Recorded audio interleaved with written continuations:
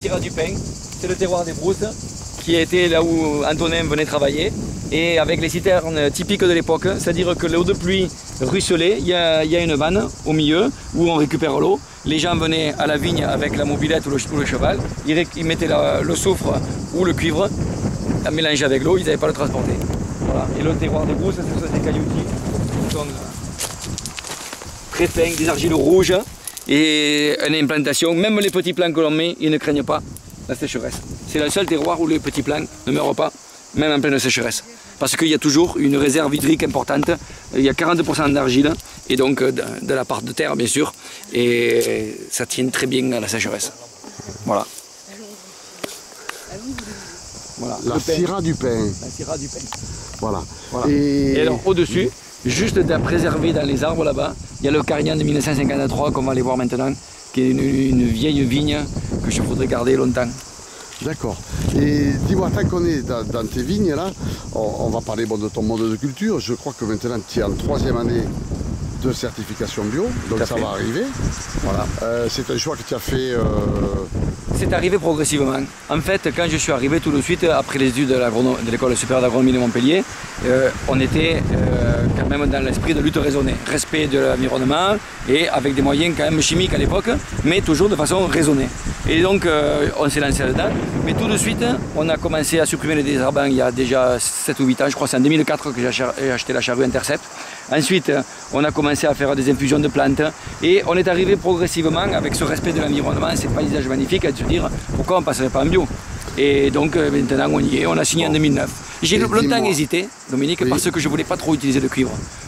C'était le paradoxe du bio. Voilà. Le cuivre est un métal lourd qui reste dans les sols. Voilà. Et les bio qui utilisent le cuivre à fond, maintenant de moins en moins, ils sont assez raisonnables à cela, mais ça empoisonne les sols. Alors, donc moi, m'adresser aux scientifiques que tu es. Et voilà. Voilà, parce que effectivement, moi je connais des vignerons qui se respectent, et même plus, qui sont un peu opposés à cette démarche-là, et puis qui ont beaucoup de mal à croire dans la biodynamie. Voilà. Alors nous on va dans une phase intermédiaire.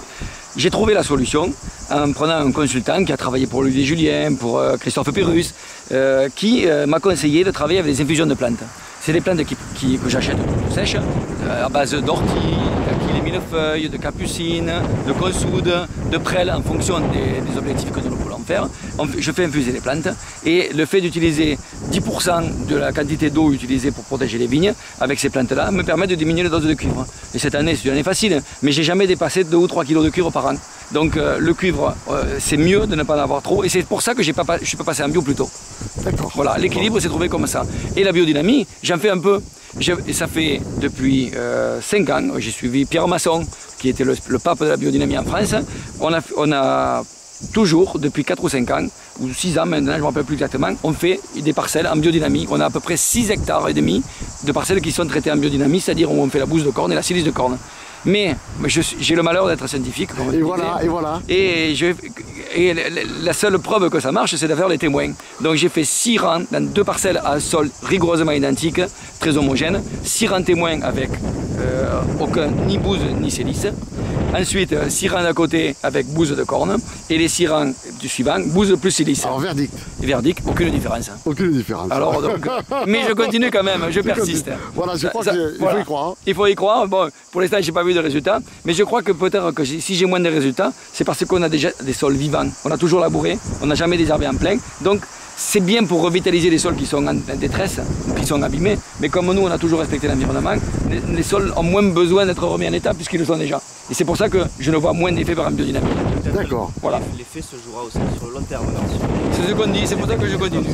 Ça fait 6-7 ans que je le fais, j'ai pas vu de résultats. Avec cette idée de rang, ça fait 6-7 ans. Et voilà, avec des rangs témoins. Il y a des parcelles que j'ai fait complètement quand même, mais dans 2 parcelles, je fais les témoins. Et j'ai pas vu de résultats. Ça se mélange pas ou... Et en fait, la biodynamie, c'est l'homéopathie, comme l'homme sur l'homéopathie, quoi. C'est-à-dire on met des molécules qu'on retrouve à peine à l'état de trace.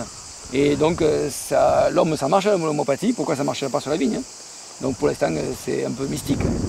Mais je crois qu'il ne faut pas prendre la biodynamie pour une mystification. Malheureusement, il y en a qui utilisent ça pour aller trop loin et se prendre la tête sur des raisons qui ne le sont pas.